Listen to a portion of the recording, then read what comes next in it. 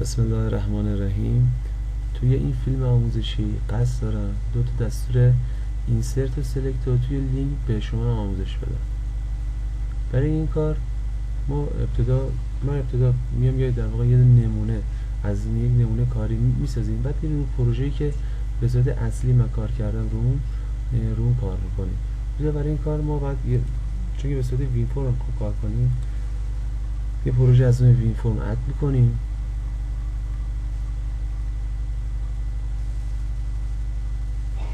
ثبت میکنیم تا برنامه باز بشه. یه نیو پروژکت میزنیم.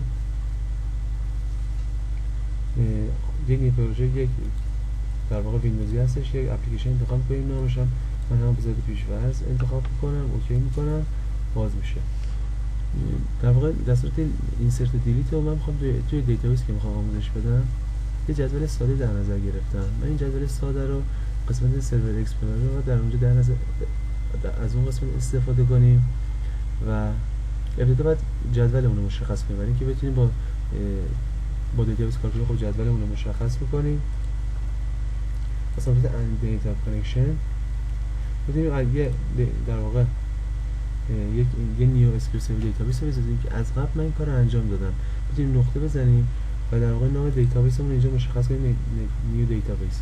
نام دیتابیس رو اینجا مشخص می‌کنیم که این کار به صورت ساده است. من این کار از قبل انجام دادم.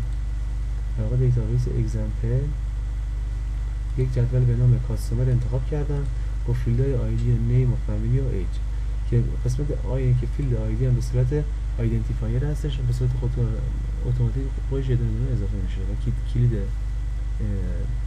جدولمون هستش.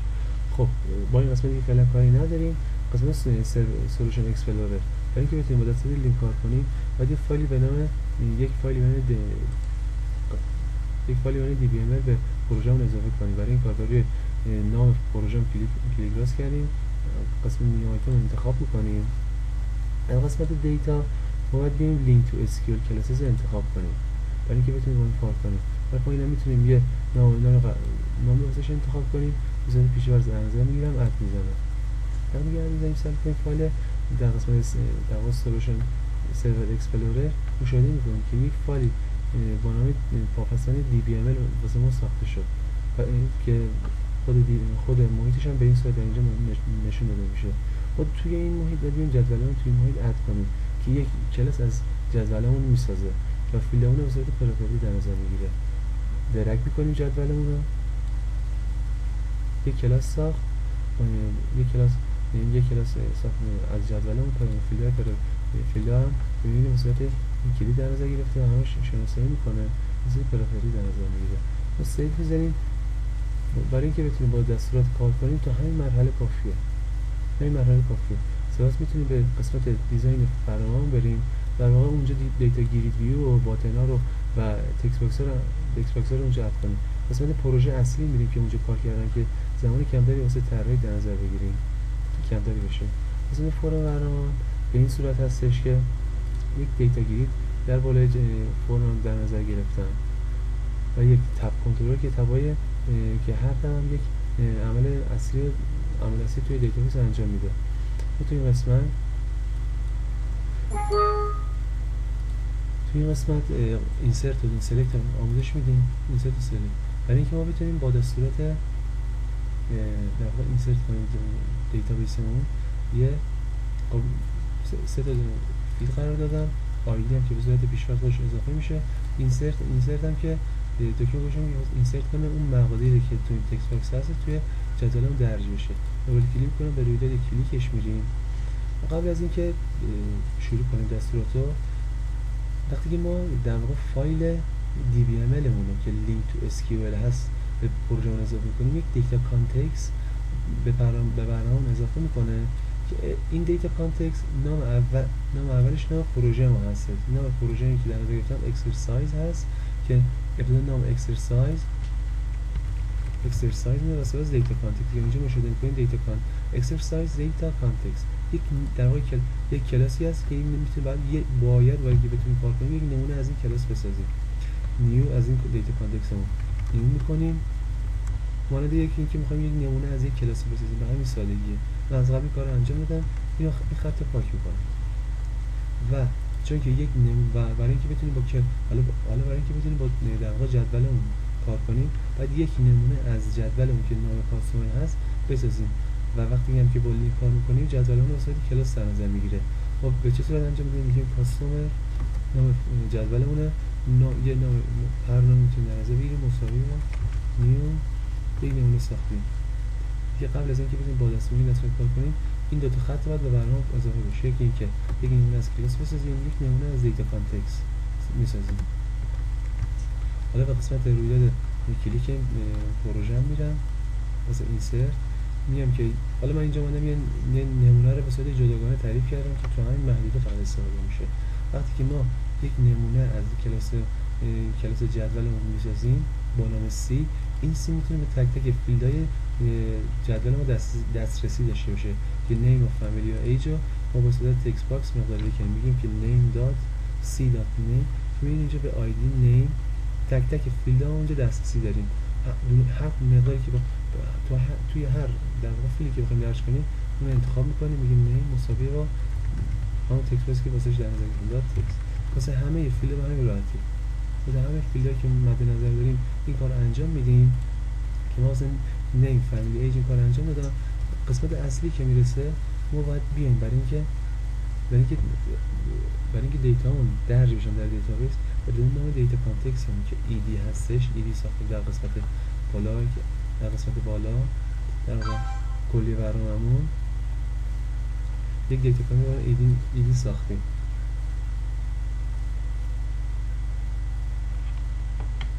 خب برای اینکه دیتا در واقع این فیلدهایی که با مقدار جدیدی که در واقع این پراپرتی که با مقدار جدیدی مقدار شدن توی جدول درج بشن میگیم که ایدی دیتا کانتکست کاستومر نام جدولمون انتخاب میکنیم دات یک متد داره به نام insert on submit یک ورودی داره کاستومر انتیتی، یعنی یک نمونه میگیره از این کاستومر که اینجا سی رو ساختیم با مقدار جدیدی هم که مقداری کردیم پراپرتی ها رو. حالا تا اینجا کاری که انجام دادیم بعد این فرستاده بشه به سمت جدول که در جدول درج بشه و برای این کار میگیم که نام دیتا کانتکست دات سابمیت چنج انتخاب میکنیم. یک متدی هستی که این اطلاعات رو در دیتابیس اون واسه ما درج میکنه. اگه ما این خطی که به صورت هایلایت در آوردم اگه ما اینو قرار ندیم دیتامون در پایگاه داده درج نمیشه و همین راحتی و با این خطا با این دو خطی که اونجا مشخص کردیم با این دو خطی که اونجا مشخص کردیم درج میشن. یه خطی که هم قرار دادم اینجا که میگه اطلاعات جدید اینجا ابتدا از واسه ما میگیره. حالا ما باید ابتدا دستور سلکت رو بعد اول میگفتم که نوع دستور لینک به چه صورت هستش، دستور سلکتش. حالا اینو بر قسمت سرچ ما واسهتون توضیح میدم. یه اجرا میگیرم واسه اینکه ببینید داده درج میشه یا نه. ما میبینیم که اطلاعاتمون نشون داده میشه. ما این اطلاعاتی که نشون داده میشه تقریبا فرمول قرار دادیم، یه سلکت کوئری نوشتم که اون سلکت کوئری نتیجه سلکت کوئری تو این دیتا تو این گرید میدونم نتیجه شد. خب واسه اینکه ما سلکت بزنیم اینسرت بزنیم نام میگیم در قسمت اینسرت میگیم که مثلا محمد هر نامی میتونیم انتخاب کنیم کریمی سن 15 سال. اینسرت هم دکمنت کپی که دکمنت اینسرت انتخاب کنیم نا فیل محمد کریم 15 به رکورد به دیتا گیری ما اضافه شد. حالا ما قسمت سلکت دو تا سلکت در نظر گرفتیم.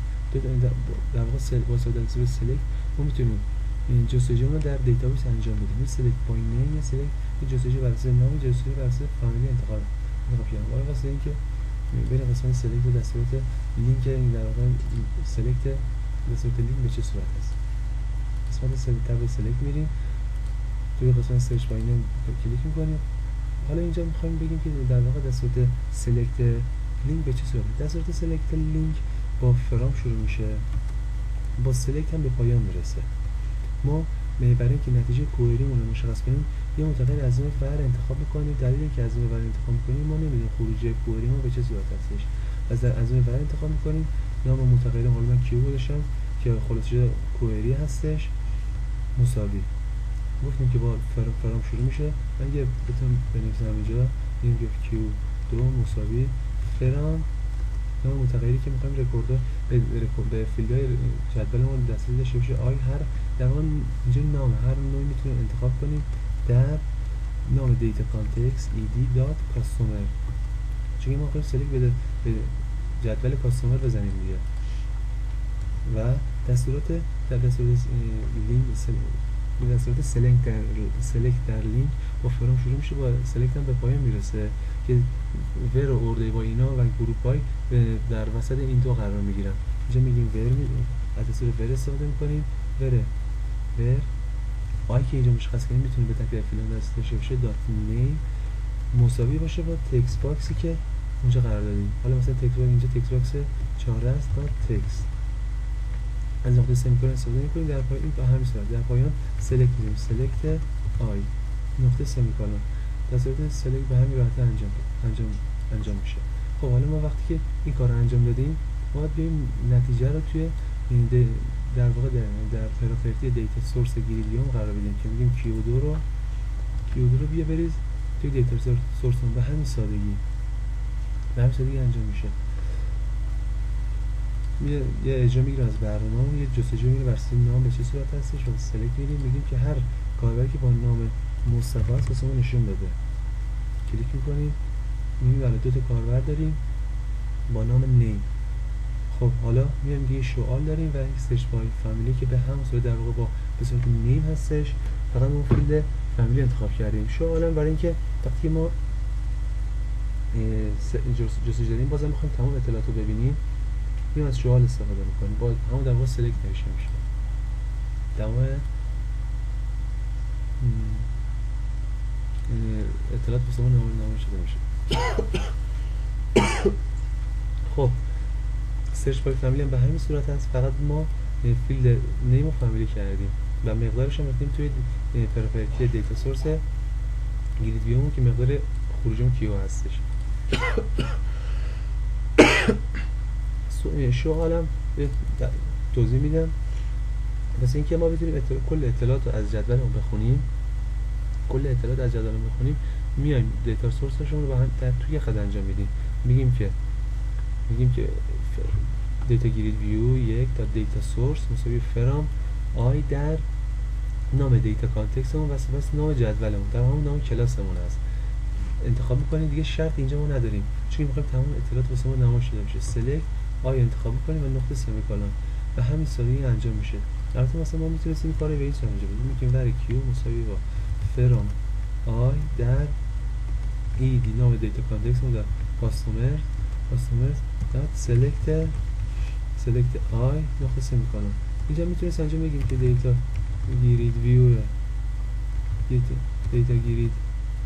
ویو 1 دات پراپرتی دیتا سورسش مساوی با کیو نقطه سمیکولن به این صورت انجام میشد، ولی این چون کوتاه‌تر ما از این استفاده کردم و یه باری از این استفاده میکنیم یه اجرا میگیرم از برنامه‌ام سلکت میزنم مثلا میگیم که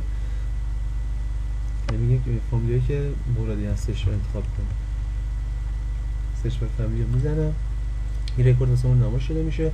با تمام اطلاعات نشون میدیم سوال کلیک میکنیم تمامش نشون داده میشه. این بود در واقع دو دسته سلکت و اینسرت. امیدوارم که از این فیلم لذت برده باشه. خداحافظ شما.